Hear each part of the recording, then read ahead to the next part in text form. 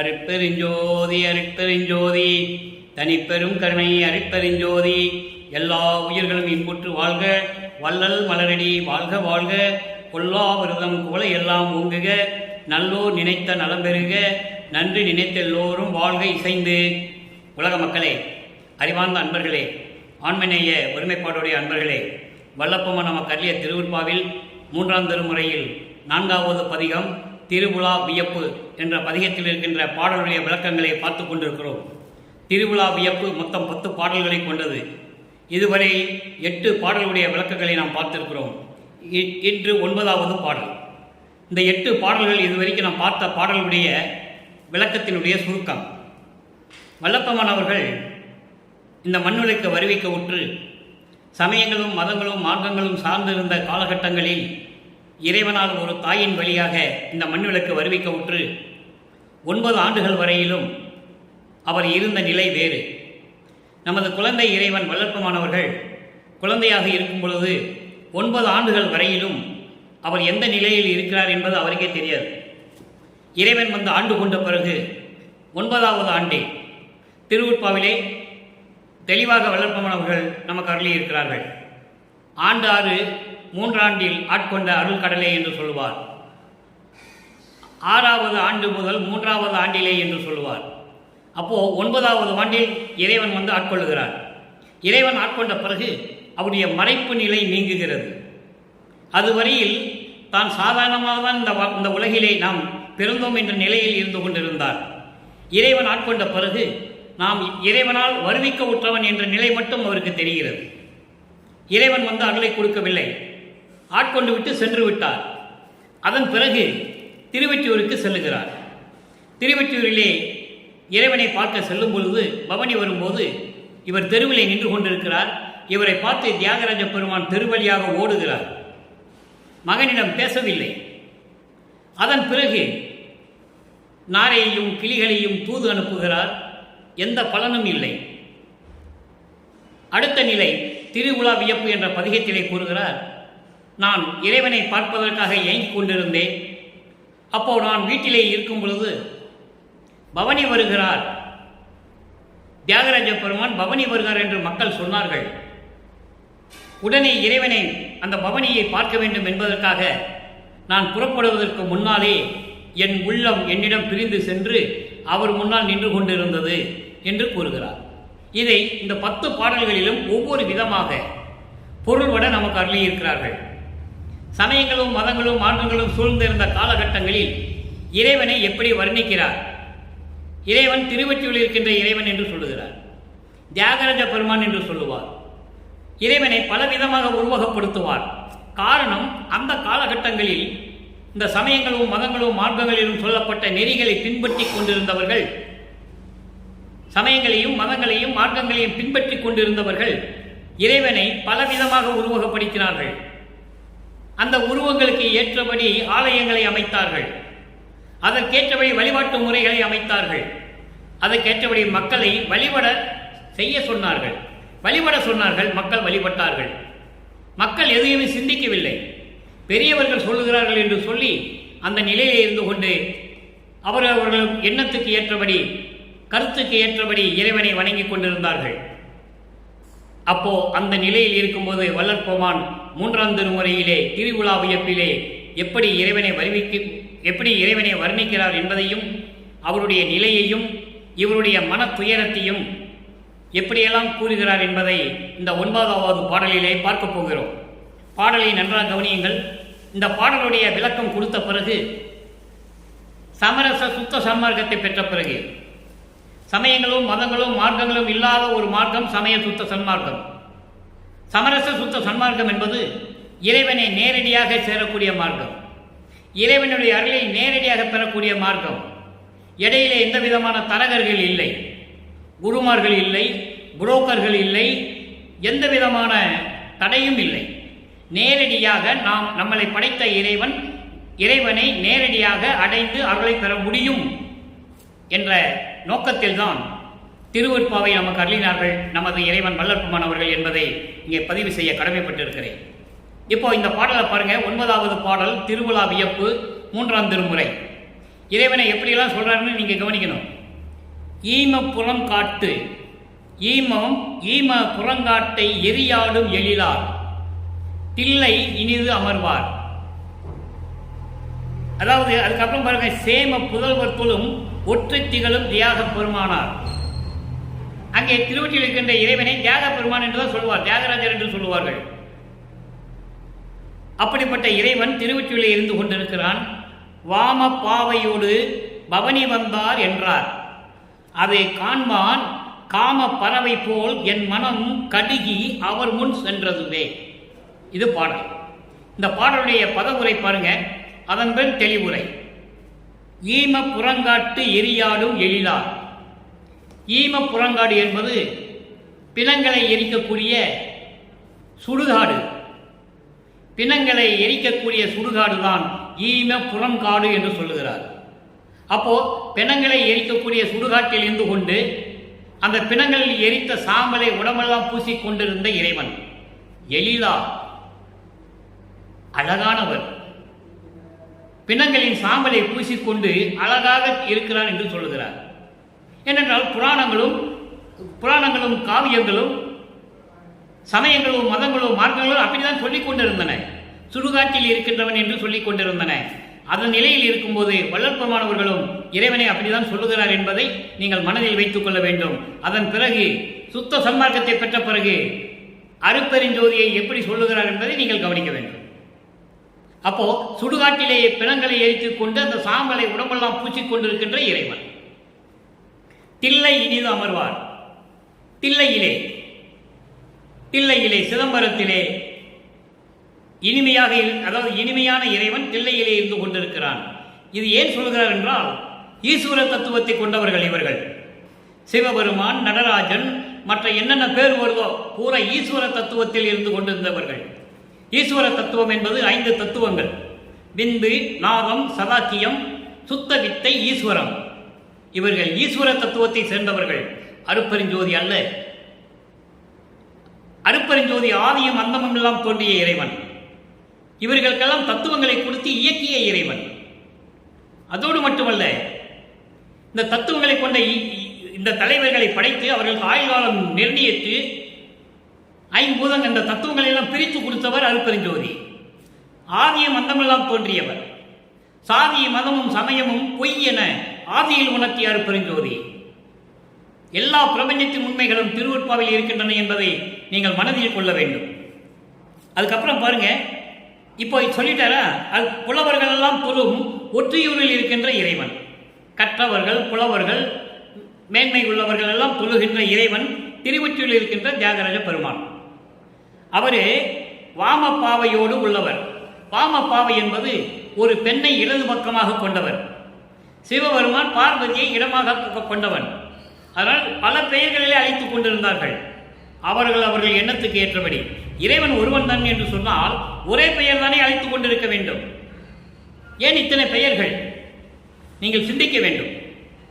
அப்போ அவங்களாம் தத்துவங்களுக்கு ஏற்றபடி அந்தந்த நிலைகளில் இருந்து கொண்டு அடியார்களுக்கும் மக்களுக்கும் அருளை கொடுத்துக் கொண்டிருந்தார்கள். அவர்களின் நிலைக்கு ஏற்றபடி கொடுத்துக் கொண்டிருந்தார்கள் என்பது உண்மை. அருட்பெருஞ்சோதி அப்படி அல்ல. அவர்தான் ஆதியில் அந்தமும் இல்லாமல் தோன்றிய இறைவன். அதை நீங்களால புரிஞ்சுக்கணும். அப்போ வாமப்பாவையோடு பவனி வந்தார் என்றார். அப்படி பார்வதியை ஒரு இடது பக்கத்தில் கொண்ட அந்த இறைவன் பவனி வந்தார் என்று மக்கள் சொன்னார்கள். அதை பார்ப்பதற்காக, அது காண்பான், அதை பார்ப்பதற்காக, அந்த பவனியை பார்ப்பதற்காக நான் தயாராகி கொண்டிருக்கும் பொழுது காமப்பறவை போல் ஏன் சொல்கிறார் என்றால், காமப்பறவை என்று ஒரு பறவை இருக்கிறது. அதை அகராதியிலே பார்க்கும்போது, தமிழ் அகராதியிலே பார்க்கும்போது அன்றில் பறவை என்ற ஒரு பறவையை குறிப்பிடுகிறது. அதை நம்ம பார்த்திருக்கோமா இல்லைன்னு நமக்கு தெரியல. ஆனால் காமப்பறவை என்பது அன்றில் பறவை என்று ஒரு குறிப்பு இருக்கிறது. அந்த பறவையை காமத்தில் சிறந்ததாம், காதல் கொண்டு சிறந்தது. இங்கே காமப்பறவை என்பது நாம் காதல் கொண்ட பறவை என்று எடுத்துக்கொள்ளலாம். அப்போ அந்த பறவை எப்படி காதலனை பார்க்க செல்லுகிறதோ, காதலி காதலனை எப்படி பார்க்க செல்லுகிறதோ அதுபோன்று என் மனம் கடுகி அவர் முன் சென்றதே. என் மனம் என்னை விட்டு விரைந்து சென்று விட்டது, அவர் முன்னால் நின்று கொண்டிருக்கிறது. என் உடம்பு மட்டும்தான் இங்கு இருந்ததை தவிர என் உள்ளம் அவர் முன் சென்று விட்டது, அவர் முன்னால் நின்று கொண்டிருக்கிறது என்று சொல்லுகிறார். இது பதவுரை. இந்த பாடலுடைய தெளிவுரை பாருங்க. பிணங்களை எரித்து சாம்பலாக்கி கொண்டிருக்கின்ற சுடுகாட்டில் அந்த சாம்பலை பூசிக்கொண்டிருக்கின்ற இறைவன், அழகான இறைவன், தில்லையிலே குடிகொண்டிருக்கின்ற இறைவன், தில்லையிலே பேரின்பமாக அமர்ந்து கொண்டு இருப்பவர். அப்போ ஒரு இறைவனை எப்படியெல்லாம் சொல்றார் பாருங்க. தில்லையிலே அமர்ந்து கொண்டிருக்கின்ற இறைவன் தியாகராஜ பெருமான். அவர் இடது பக்கமாக ஒரு பெண்ணை வைத்துக் கொண்டிருக்கிறார். அதாவது பார்வதிக்கு பாதி இடம் கொடுத்திருக்கிறார் உடம்பிலே. அதுக்கு அருள் சக்தி என்று பெயர். தத்துவம் தான், எல்லாமே தத்துவம் தான். சிவபெருமானாலும் சரி, நடராஜனாலும் சரி, யாராக இருந்தாலும் தத்துவத்தின் அடிப்படையில் இருந்து கொண்டிருப்பவர்கள். அருளும் சக்தியும் ஒன்று என்பதற்காக சிவபெருமான் தன் உடம்பிலே பாதியை சக்திக்கு கொடுத்திருக்கிறார். எனவே அப்படிப்பட்ட ஒரு பெண்ணை எழுதுபாக்கமாக கொண்டுள்ள இறைவன் பவனி வருகிறார் என்றார்கள். நான் அதை பார்ப்பதற்காக தயாராக இருக்கும் பொழுது காதலி எப்படி காதலனை விரைந்து சென்று பார்க்க முடியும் என்று நிலை இருக்கிறதோ அதே போல காம பறவை போல பறந்து சென்று எனக்கு முன்னாலேயே அவர் முன்னால் சென்று கொண்டிருக்கிறது என்று சொல்லி இந்த பாடலை நமக்கு அறிவிக்கிறார்கள். இதன் மூலம் உலக மக்களுக்கு என்ன தெரிவிக்கிறார் என்றால், உலக மக்களே, நான் சமயங்களையும் மதங்களையும் மார்க்கங்களையும் சார்ந்திருந்த போது இறைவன், திருவொற்றியூரில் இருக்கின்ற இறைவன், தில்லையிலே இருந்து கொண்டிருக்கின்ற இறைவன், அவர் சுடுகாட்டிலே எரிந்து கொண்டிருக்கின்ற பிணங்களினுடைய சாம்பலை உடம்பெல்லாம் பூசிக்கொண்டிருக்கின்ற அழகான உருவமுடையவர். அவர் பவனி வருகிறார் என்று சொன்னார்கள். ஐயோ, நாம் பார்க்க வேண்டுமே என்று எண்ணி நான் புறப்படுவதற்கு முன்னாலேயே என் உள்ளம் காமை பறவு போல பறந்து சென்று, காமை பறவு போல, அதாவது அன்றில் பறவை போல பறந்து சென்று அவர் முன்னால் நின்று கொண்டிருக்கிறது என்று சொல்லுகிறார். அப்போ அவ்வளவு ஆவலாக இருந்தேன் என்று சொல்லுகிறார். ஏனென்றால் ஆட்கொண்ட பிறகு இறைவன் எந்த அருளையும் இவருக்கு கொடுக்கவில்லை, எந்த நிலையும் அவருக்கு இல்லை, மனம் ஒரு நிலையில் இல்லை. அதை உலக மக்களுக்கு தெரிவிக்கிறார். என் மனம் இப்படியெல்லாம் பாடுபட்டது, இப்படியெல்லாம் துன்பப்பட்டது என்று உலக மக்களுக்கு தெரிவிக்கிறார். எனவே அன்பர்களே, இந்த பாடலுடைய விளக்கம் இவ்வளவுதான். இந்த பாடலுடைய விளக்கம் மட்டும் கூறிவிட்டு போய்விடலாம், அது நமது நோக்கமல்ல. அதன் பிறகு வல்லபெருமானுடைய நிலை என்ன? வல்லபெருமான் வருவிக்க உற்று 200 ஆண்டுகளாகவே வல்லபெருமானுடைய இறைநிலையை, அவர் கடவுளாகவே வருவிக்க உற்றவர் என்ற நிலையை, அருட்பெருஞ்சோதி ஆண்டவர் தான் அவர் என்ற ஒரு நிலையை மக்களிடம் யாரும் சொல்லவில்லை என்பதுதான் வேதனையான விஷயம். இறைவனுடைய கடைசி திருவிளையாடல், கலியுகத்தினுடைய கடைசி திருவிளையாடல், தன் மகனை ஒரு தாயின் வழியாக வருவிக்க செய்து, சமயங்களிலும் மதங்களிலும் மார்க்கங்களிலும் இருக்க செய்து, இறைவனை பல உருவங்களில் பேச வைத்து, அதன் பிறகு இறைவன் மகனை ஆட்கொண்டு சமரச சுத்த சன்மார்க்கத்தை கையில் கொடுக்கிறார். மகனை இது சமயங்களும் மதங்களும் மார்க்கங்களும் சாராத ஒரு சன்மார்க்கம், சுத்த சன்மார்க்கம். இந்த மார்க்கம் தான் இனி உலக மக்களுக்கு தேவை என்று வலியுறுத்தி, இதை உலக மக்களிடையே நீதான் பரப்ப வேண்டும் என்று சொல்லி வருவிக்க செய்து, அதன் பிறகு சமரச சுத்த சன்மார்க்கத்தை தன் மகனிடம் ஒப்படைத்த பிறகு அவருடைய நிலை என்ன? இறைவனை எப்படி, அருட்பெருஞ்சோதி ஆண்டவரை எப்படி, அவருடைய இறைநிலையை எப்படி கூறுகிறார் என்பதையும், என்னை ஏன் சமயங்களிலும் மதங்களிலும் மார்க்கங்களிலும் இருக்க வைத்தாய் என்ற நிலையையும், நான் ஏன் பிறந்தேன் என்று தந்தையிடம் கேட்கிறார், அந்த நிலையையும் நாம் இப்போது பார்க்க போகிறோம். சமயங்களிலும் மதங்களிலும் மார்க்கங்களிலும் இருந்த வரைக்கும் அவருடைய நிலை என்ன, வல்லபெருமானுடைய நிலை. அதன் பிறகு அவர் பட்ட துன்பங்கள், துயரங்கள், அதன் பிறகு இறைவன் ஆட்கொண்டு மகனை எப்படி தன்னோடு இணைத்துக் கொண்டார் என்பதையும் நாம் பார்க்க போகிறோம். இது ஒவ்வொரு பாடலின் மூலமாக 1ஆம் திருமுறையிலிருந்து 4ஆம் திருமுறை வரைக்கும் இருக்கிற பாடலுடைய விளக்கம் முழுமையாகிறது 6ஆம் திருமுறையிலே. அதை நீங்கள் நன்றாக கவனிக்க வேண்டும். இப்போ பாருங்க, இந்த பாடலிலே கூறப்பட்ட 3 நிலைகள்: திருவிழா வியப்பிலே, 9வது பாடலிலே கூறப்பட்ட ஒரு 3 நிலைகள். எப்படின்னா, அதாவது சுடுகாட்டில் எரிக்கின்ற பிணங்களுடைய சாம்பலை உடம்பில் பூசிக்கொண்டு அழகாக உருவத்தோடு தேகத்தோடு இருக்கின்ற இறைவன் சிதம்பரத்திலும் இருக்கிறான், தில்லையிலும் இருக்கிறான். அதோடு மட்டுமல்ல, ஒரு பெண்ணை தனது இடது பக்கமாக கொண்டுகின்ற இறைவன் அவருடைய பவனி வருகிறார் என்று சொன்ன உடனே நான் எழுந்து செல்லும் முன்னால் என் உள்ளம் அங்கு சென்று விட்டது. அதோடு மட்டுமல்ல, எனக்கு எந்த அருளையும் கொடுக்கவில்லை, எந்த அருளையும் எனக்கு கொடுக்கவில்லை. இந்த 3 நிலைகளுக்கும் 6ஆம் திருமுறையிலே எப்படி பதில் கிடைக்கிறது? மக்கள் நீங்கள் நன்றாக புரிந்து கொள்ள வேண்டும். 6ஆம் திருமுறையிலே 7வது பதிகம் நான் ஏன் பிறந்தேன். ஏன்னா அது வரைக்கும் சமயங்களையும் மதங்களையும் மார்க்கங்களையும் சார்ந்து இருந்து கொண்டு பல இடர்களையும் துயரங்களையும் அனுபவித்துக் கொண்டு இழிச்சொல்களை எல்லாம் ஏற்றுக்கொண்டு எப்படியெல்லாம் அவர் இருந்திருப்பார் அந்த இறைவன் வல்லற்பமானவர்கள் என்பதை நீங்கள் புரிந்து கொள்ள வேண்டும். எப்படியெல்லாம் ஏசியிருப்பார்கள், எப்படியெல்லாம் ஏளனமாக பேசியிருப்பார்கள். அந்த நிலை மாறி இவருடைய நிலை என்ன என்பதை இப்போ பார்க்க போகிறோம். 7வது பதிகம் நான் ஏன் பிறந்தேன். நான் ஏன் பிறந்தேன் என்பது இந்த பிறப்பு அவம் பொறாது பேசுறுதல். நான் ஏன் பிறந்தேன் இந்த நிலையில் என்று மனம் கலங்கி சொல்லுவது, மனம் கலங்கி சொல்லுவது, சகிக்க முடியாமல், இந்த பிறப்பை சகிக்க முடியாமல் பேசுறுதல், புலம்புதல். நல்ல கவனிங்க. இறையளவும் அறிவு ஒழுக்கத்து இச்சையிலே இந்த நிலையில் வரும்போது சமயங்களையும் மதங்களையும் மார்க்கங்களையும் விட்டுவிட்டு அதன் பிறகு வந்த முதல் நிலை இறைவனிடம் கேட்கிறார். இறையளவும் அறிவு ஒழுக்கத்து இச்சையிலே நரகில் இருந்து சுழன்று வாடுகின்றேன், எல்லாருக்கும் இழிந்தேன். நல்லா கவனிக்கணும். எல்லாருக்கும் இழிந்தேன்.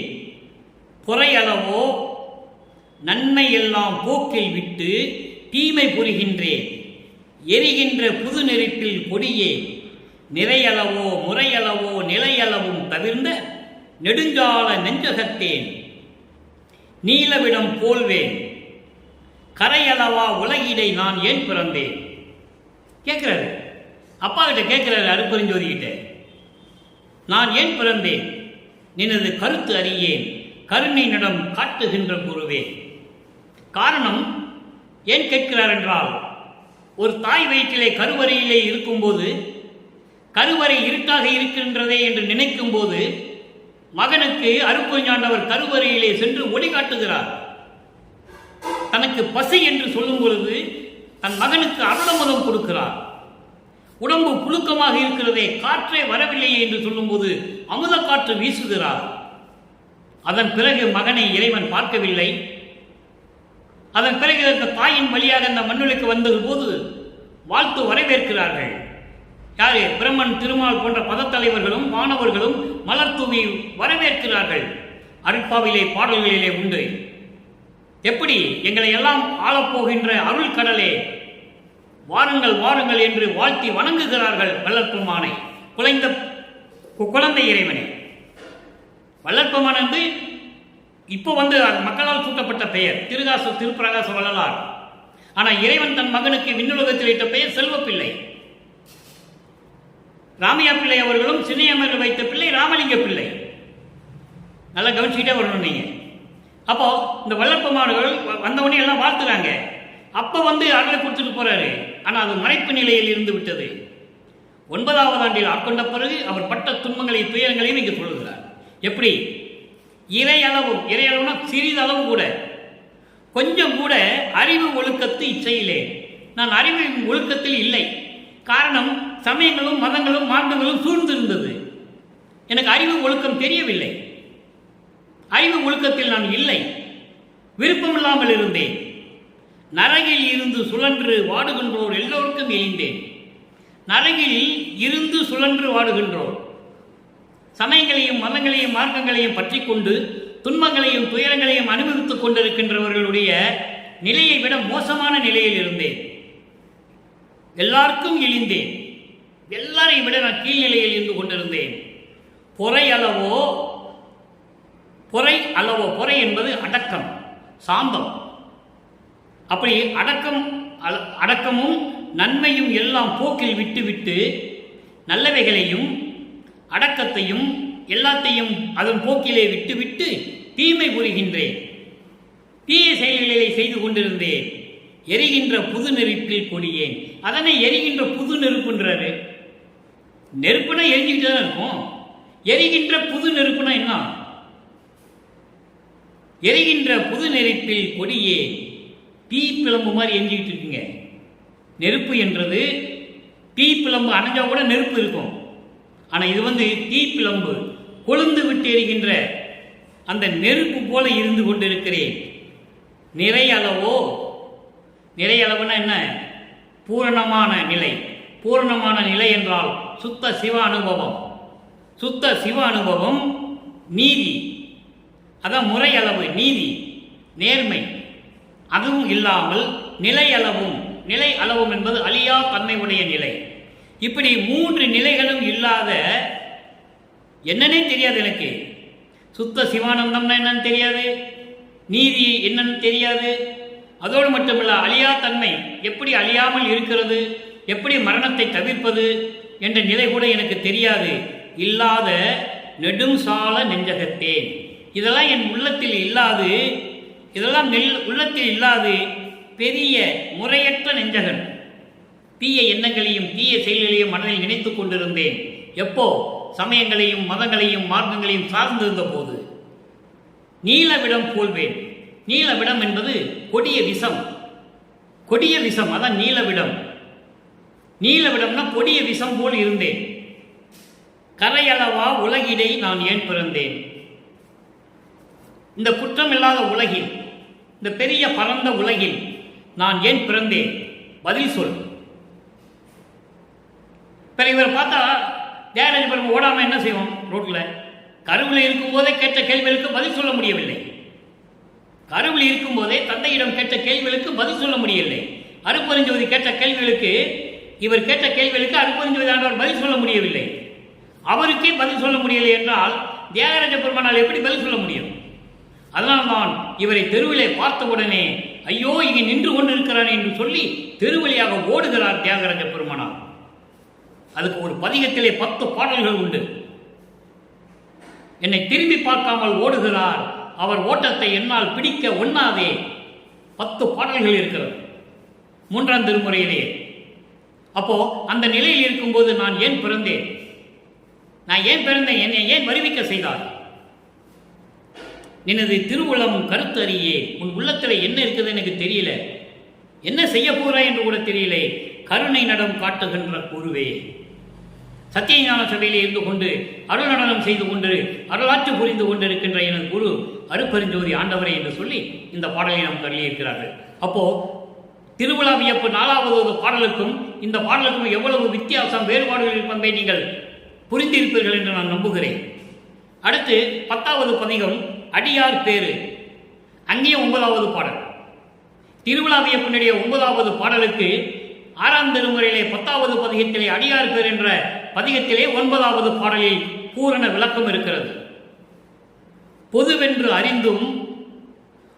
என்று அறிந்தும் இறங்காத சிலருக்கும் கருணை புரிவது அன்றி, கதுவென்று அழுங்க நினையானின் கருணை உள்ளந்தான் அறிவு என்பது இதுவென்று அறியா என்னை வருத்த, இதுவென்று அறியா என்னை வருத்த எந்த வகையில் துணிந்ததுவோ எதுவென்று அறிவேன் என் புரிவேன். ஐயோ புழுவில் இழந்தேனே. புழுவை விட கேவலமாக இருக்கேன்னு சொல்றேன். மலத்தில் புழுவை விட நான் கேவலமாக இருக்கேன்னு சொல்லுவார். புழுவை விட கேவலமான நிலையில் நான் இருந்து கொண்டிருக்கிறேன், இழிந்த நிலையில் இருந்து கொண்டிருக்கிறேன் என்று சொல்லுகிறார். இந்த பாடலுடைய விளக்கம் பாருங்க. பொதுவென்று அறிந்தும் எல்லா உயிர்களும் சமம். மனிதனுக்கு எப்படி உயிர் முக்கியமோ அதே போல எல்லா உயிரினங்களுக்கும் உயிர் ரொம்ப முக்கியம். அப்போ எல்லா உயிர்களும் பொது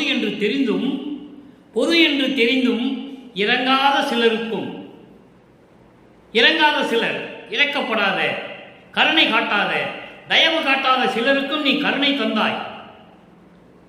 எல்லா உயிரும் தன் உயிர் போல் நினைக்காத சிலருக்கும் உயிர்களை கொல்வது, கொலை செய்வது, உயிர்களுக்கு தீமை புரிவது, இம்சை பண்ணுவது, தொந்தரவு செய்வது, இப்படிக்கு கூட இருந்தவர்களுக்கு கூட நீ கருணை புரிவது மட்டுமல்லாமல் கதுவென்று அழுங்க நினையா, குற்றம் என்று இதெல்லாம் குற்றமில்லை என்று மனதில் ஆழமாக நினைக்காமல் நீ கருணை உள்ளம்தான். அறிவு என்பது அதான் மெய்யறிவு என்பது. அதாவது என்ன சொல்றாருன்னா, எல்லா உயிர்களும் சமந்தான் என்று நினைக்காதவர்களுக்கு கூட, கொலை செய்பவர்களுக்கு கூட, உயிரினங்களுக்கு துரோகம் செய்பவர்களுக்கு கூட, துன்பம் செய்பவர்களுக்கு கூட, அவங்களுக்கு கூட நீ கருணை புரிவது மட்டுமல்லாமல் இதெல்லாம் பெரிய குற்றம் இல்லை என்று நினைக்காமல், இவனை தண்டிக்க வேண்டுமே என்று நினைக்காமல் அவனுக்கு காட்டிய கருணை இருக்கிறதே உன்னுடைய கருணை, அந்த கருணை உள்ளம்தான் அறிவு என்பது. அதோடு மட்டுமல்ல, இதுவென்று அறியா என்னை வருத்த, இது கூட தெரியாமல் நான் வரிந்து கொண்டிருக்க, இது கூட எனக்கு தெரியாம நான் வரிந்து கொண்டிருக்க எந்த வகையில் புரிந்ததுவோ, நான் எப்படி இப்படியெல்லாம் இருந்தேன் என்று எனக்கு தெரியவில்லை. எந்த வகையில் புரிந்ததுவோ என்றால் இப்படிப்பட்ட நிலையில் நான் எப்படி இருந்தேன் என்றே எனக்கு தெரியவில்லை. எல்லாருக்கும் கருணை கொடுத்தாய், இரக்கம் இல்லாதவனுக்கு கூட கொடுத்தாய். ஆனால் அதை கூட குற்றம் என்று நினைக்காமல் இருந்ததை உனது உள்ளம், அந்த உள்ளத்தை கூட நான் அறியாமல் இருந்து விட்டேன். அது எப்படி இருந்தேன் என்று எனக்கே தெரியவில்லை. எதுவென்று அறிவேன், நான் என்னத்தை சொல்லுவது, எப்படி தெரிந்து கொள்ளுவது, நான் என்ன செய்வேன், என் புரிவேன், ஐயோ புழுவில் இறந்தேனே என்று சொல்லுகிறார். புழு என்றால் அந்த புழு எவ்வளவு இழிவான நிலையில் இருக்குமோ, புழுவை பார்த்தால் எப்படி அருவருப்பாக இருக்கும், அதுபோல அருவருப்பாக இருந்து கொண்டிருக்கிறேன், இழிந்த நிலையில் இருந்து கொண்டிருக்கிறேன் என்று சொல்லி அருட்பெருஞ்ஜோதி ஆண்டவரிடம் சொல்லுகிறார். நீங்கள் திருமுறையை பார்த்தால் 1ஆம் திருமுறையிலிருந்து 4ஆம் திருமுறை வரைக்கும் இறைவன் தன்னுடைய நிலையை வல்லற்பமானவர்கள் எப்படியெல்லாம் சொல்லியிருப்பார்கள் என்பதை புரிந்து கொள்ள முடியும். அந்த அறிவை பெறுவதற்கு இறைவனுடைய தயவையும் கருணையும் பெற வேண்டும். இறைவனுடைய தயவையும் கருணையையும் பெற வேண்டும் என்றால் சமரச சுத்த சன்மார்க்கத்தில் இருக்க வேண்டும். சமயங்களிலும் மதங்களிலும் மார்க்கங்களிலும் சார்ந்திருந்து கொண்டிருந்தால் இறைவனுடைய விளக்கத்தை பெற முடியாது என்பதுதான் சத்தியம். அடுத்த ஒரு நிலை பாருங்க, மூணாவது நிலை 17வது பதிகம் 6ஆம் திருமுறை. அத்துவித ஆனந்தத்து அனுபவ விடை ஈடு, இது தலைப்பினுடைய பெயர். அத்துவிதம் என்பது நான் நீ என்ற ஒரு வேறுபாடு இல்லாத நிலை, ஒன்றான நிலை. அந்த நிலையில் இருந்தால் அந்த ஆனந்தத்தின் அனுபவம் எப்படி இருக்கும், அதான் தலைப்பு. ஒளிமயமாகும் ஆனந்தத்தினுடைய அனுபவம் இருக்கிறதே, அது ஈடு இணையற்றது. அந்த தலைப்பிலே 9வது பாடல். 3ஆம் திருமுறையிலே 4வது பதிகத்தில் இருக்கின்ற திருவிழா வியப்பு 9வது பாடலுக்கு இங்கே விளக்கம் இருக்கிறது. அங்கே சமயங்களையும் மதங்களையும் மார்க்கங்களையும் சார்ந்த நிலை, அங்கே எந்த அருள் அவருக்கு கிடைக்கவில்லை. அதை தெளிவாக பேருபதேசத்தில் இறுதியில் சொல்லுவார். நான் அந்த நிலைகளெல்லாம் இருந்தது உண்மைதான், அதையெல்லாம் விட்டுவிட்ட பிறகுதான் எனக்கு இந்த லாபம் கிடைத்தது என்று சொல்லுவார். இந்த தயவு கருணை அந்த லாபம் எப்படி கிடைத்தது என்றால், சமயங்களையும் மதங்களையும் மார்க்கங்களையும் விட்டுவிட்டு அதில் இருக்கின்ற சங்கற்ப விகற்பங்களை எல்லாம் தள்ளிவிட்டு ஒதுக்கிவிட்டு நான் வந்ததினால்தான் இந்த லாபம் எனக்கு கிடைத்தது என்று சொல்லுவார். அந்த நிலையில் இந்த பாடல் ஒன்றை பாருங்க. தீட்டு மணி பொது நடம் செய் திருவடி கண்டு ஏத்த செல்லுகின்றேன். எப்படி சமயங்களையும் மதங்களையும் மார்க்கங்களையும் எல்லாம் விட்டுவிட்டு சமரச சுத்த சன்மார்க்கத்தை பெற்றுக்கொண்டு சத்திய ஞான சபைக்கு வணங்க செல்லுகிறேன். அப்ப இது மூலம் உலக மக்களுக்கு என்ன சொல்லுகிறார்? உலக மக்களே, நீ சத்திய ஞான சபைக்கு வரணும்னா கொலையும் புலையும் தவிர்க்க வேண்டும். கொலை என்பது உயிர்களை கொலை செய்வது, புலை என்பது அந்த உயிர்களை கொன்று அந்த பிணத்தை தின்பது, மாமிசத்தை உண்பது. இந்த நிலையை விட்டுவிட்டுதான் சத்தியஞான சபைக்கு வர வேண்டும் என்று சொல்லுகிறார். அதை தான் இங்க சொல்லுகிறார். தீட்டுமணி பொது நடம் செய் திருவடி கண்டு ஏத்த செல்கின்றேன். அப்போ சுத்த சன்மார்க்கத்தை பெற்றுக்கொண்டு அங்க போற. நல்லா புரிஞ்சுக்கணும் நீங்க. தீட்டு மணி என்பது தீட்டப்பட்ட மணி எப்படி இருக்கும்? மின்னும், ஒளிர் மின்னும். அதுபோல ஒளிர்ந்து கொண்டிருக்கின்ற, மின்னிக் கொண்டிருக்கின்ற சத்தியஞான சபைக்கு நான் வணங்க செல்லுகின்றேன். இறைவனுடைய திருவடியை பார்த்து அந்த திருவடியை நான் வணங்க வேண்டும் என்று நான் செல்லுகின்றேன். அங்க என்ன சொல்றாரு பாருங்க, இந்த ஒரு வரி போதும். சிறியேன் முன் சென்ற வழி அறியேன். எப்படி சொல்றாரு பாருங்க, சிறியேன் முன் சென்ற வழி அறியேன்.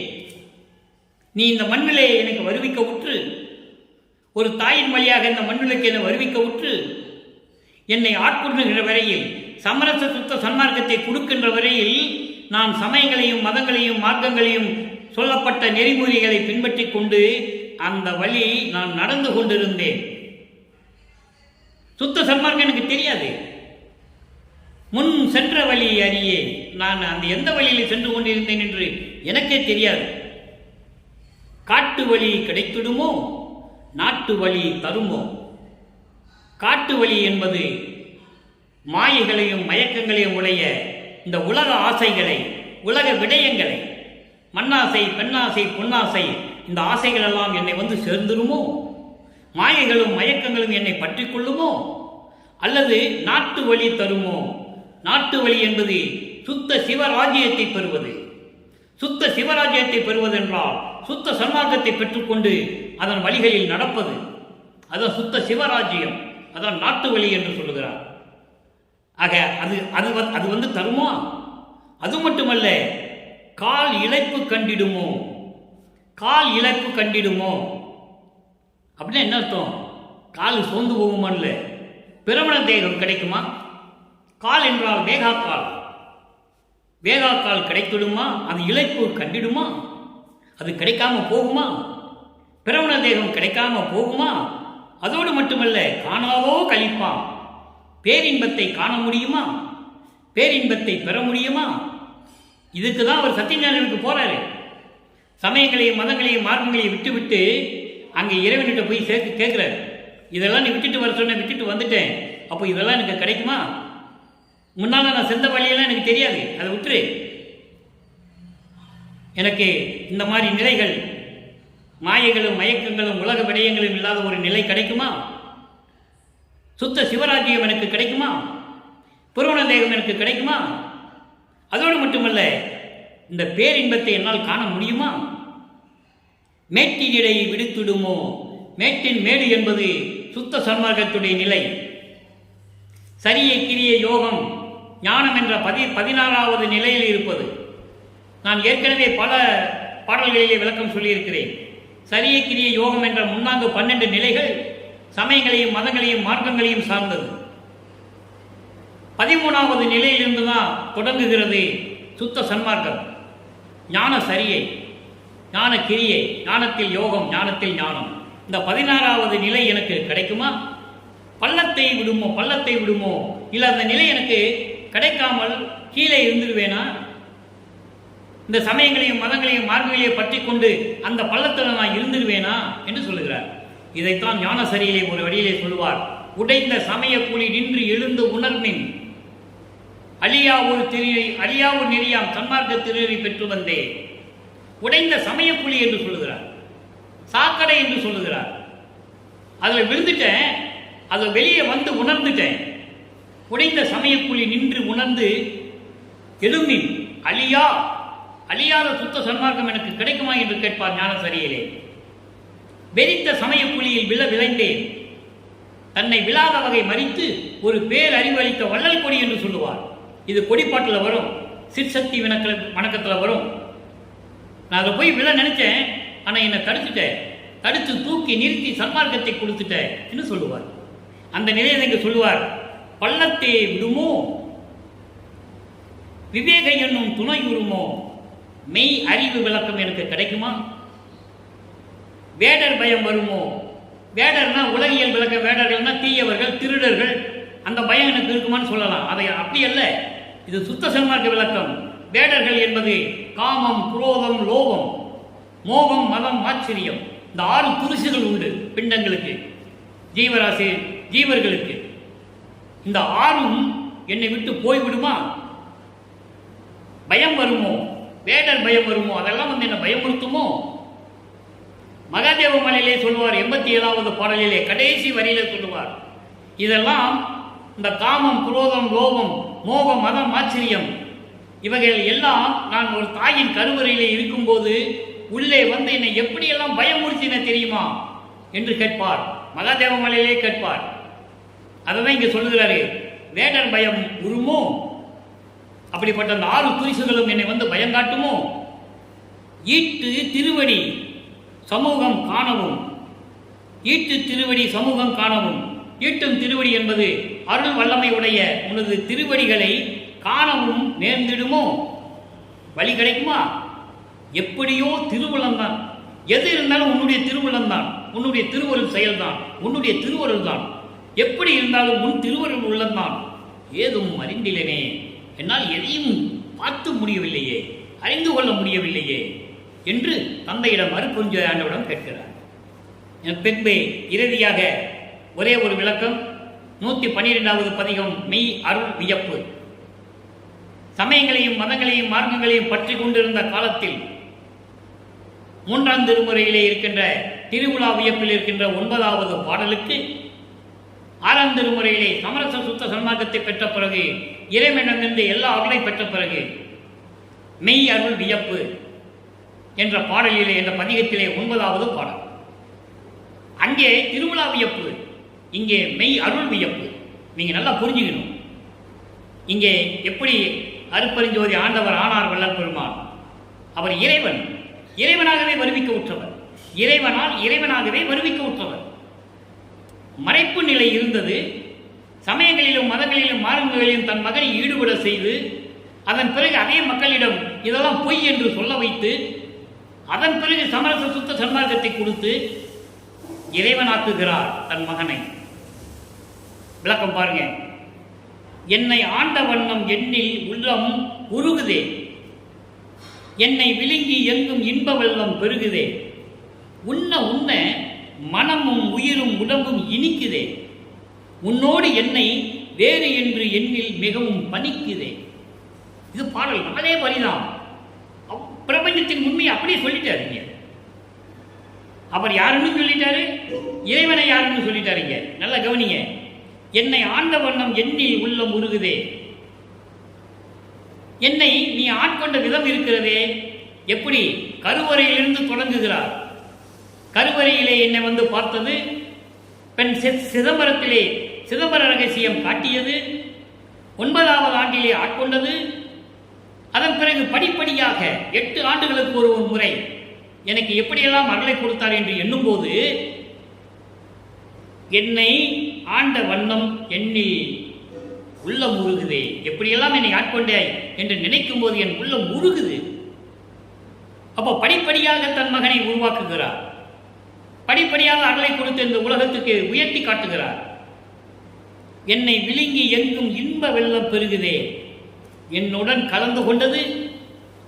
அதன் பிறகு எனக்கு கிடைத்த பேரின்பம் இதுதான் வெள்ளம் போல பெருகுதான். அப்படி என்றால் பேரின்பத்தை கொடுத்தாய், பேரின்பமாக இருக்கிறது என்று சொல்லுகிறார். அடுத்து வரி பாருங்க. உண்ண உண்ண உண்ண உண்ண என்பதை நினைக்க நினைக்க நினைக்க நினைக்க இந்த மனமும் உயிரும் உடம்பும் இனிக்குது. அவ்வளவு இன்பமா இருக்கான். இதை நினைக்க நினைக்க உடம்பும் உயிரும் மனமும் இனிக்குது. உன்னோடு என்னை வேறு என்று எண்ணில் மிகவும் பணிக்குதே.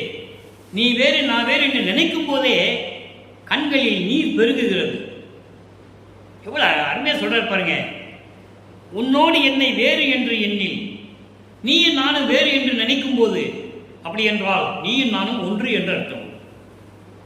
நீயும் நானும் ஒன்றுதானே. நீயும் நானும் வேறு என்று நினைக்கும் போது என் கண்களில் நீர் பெருகுது என்று சொல்லுகிறார். ஆக நண்பர்களே, இந்த பாடலை விளக்கம் உங்களுக்கு முழுமையாக திருப்தியாக இருக்கும் என்று நான் நினைக்கிறேன்.